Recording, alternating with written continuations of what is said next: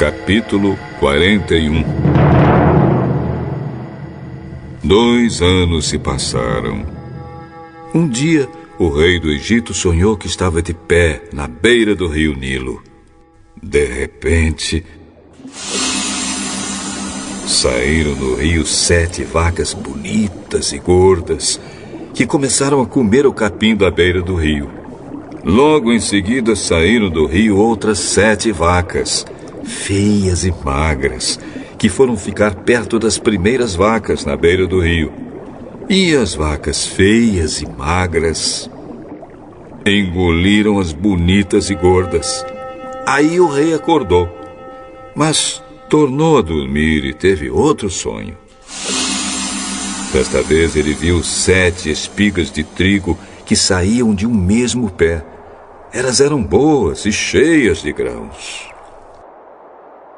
Depois saíram 7 espigas secas e queimadas pelo vento quente do deserto.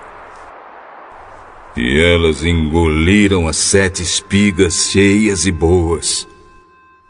O rei acordou. Tinha sido um sonho. De manhã ele estava muito preocupado e por isso mandou chamar todos os adivinhos e todos os sábios do Egito. O rei contou seus sonhos, mas nenhum dos sábios foi capaz de dar a explicação.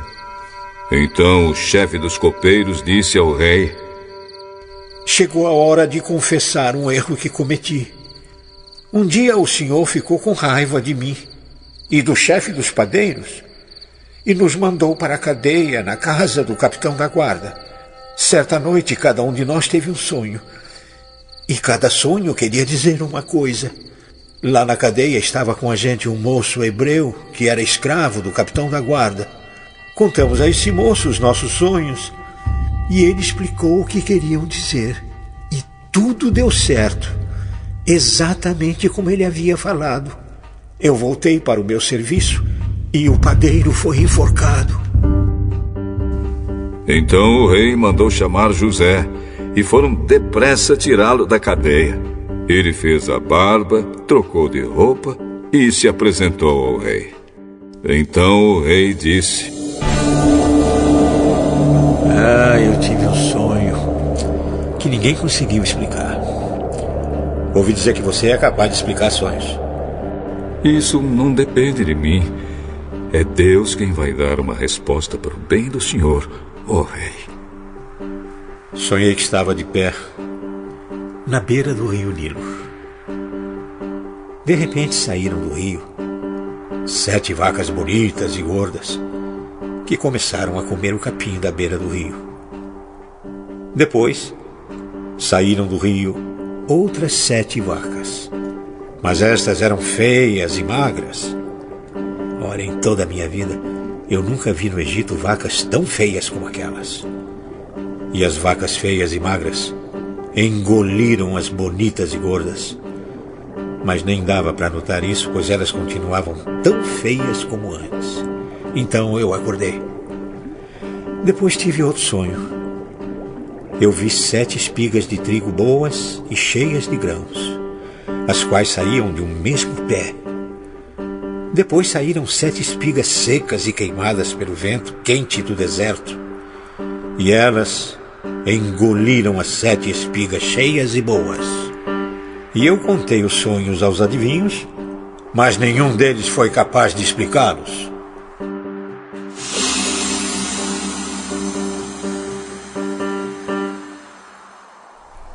Os 2 sonhos querem dizer a mesma coisa. Por meio deles, Deus está dizendo ao Senhor o que Ele vai fazer. As 7 vacas bonitas são 7 anos e as 7 espigas boas também são. Os 2 sonhos querem dizer uma coisa só. As 7 vacas magras e feias que saíram do rio depois das bonitas e também as 7 espigas secas e queimadas pelo vento quente do deserto são 7 anos em que vai faltar comida. É exatamente como eu disse. Deus mostrou ao Senhor, ó rei, o que Ele vai fazer. Virão 7 anos em que vai haver muito alimento em todo o Egito.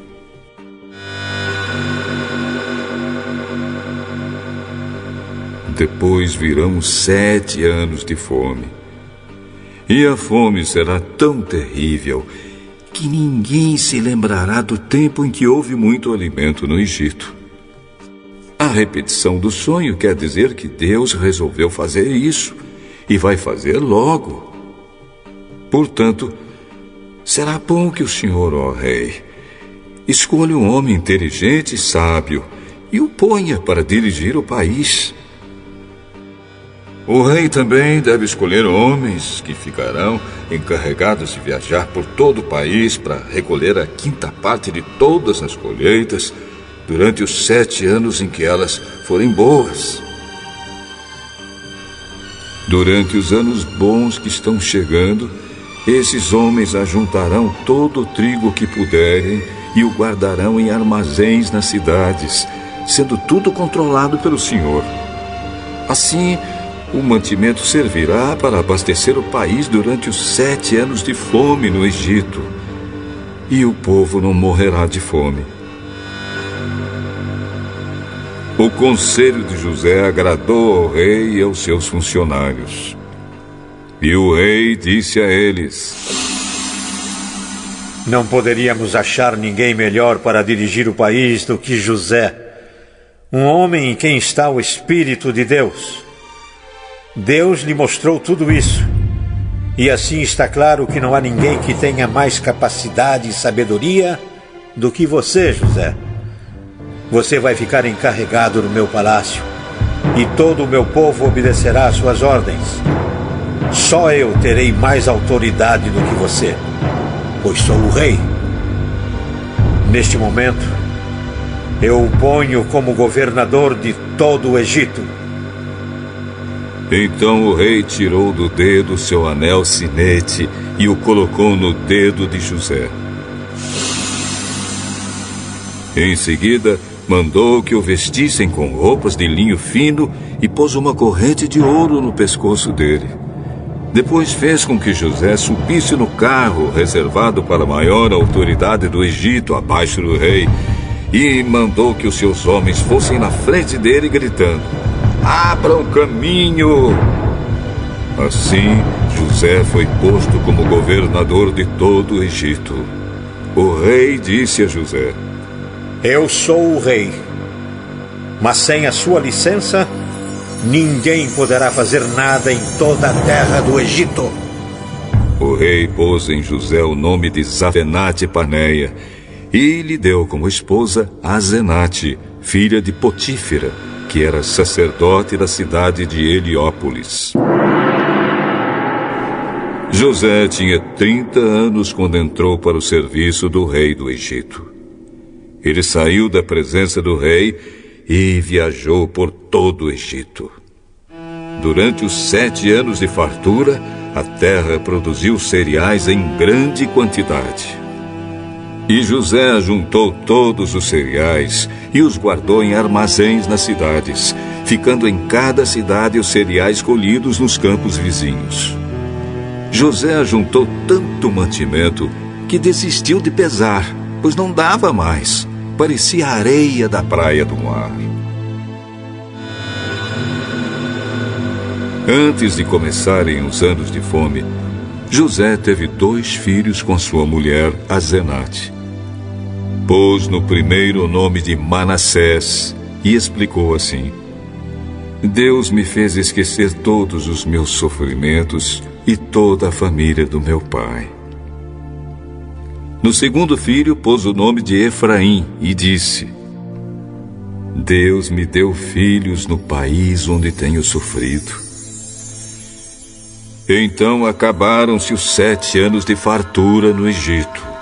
E, como José tinha dito, começaram os 7 anos de fome. Nos outros países o povo passava fome, mas em todo o Egito havia o que comer. Quando os egípcios começaram a passar fome, foram pedir alimentos ao rei.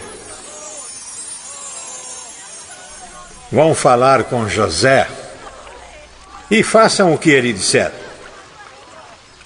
Quando a fome aumentou no país inteiro, José abriu todos os armazéns e começou a vender cereais aos egípcios. E de todos os países vinha gente ao Egito para comprar cereais de José, pois no mundo inteiro havia uma grande falta de alimentos.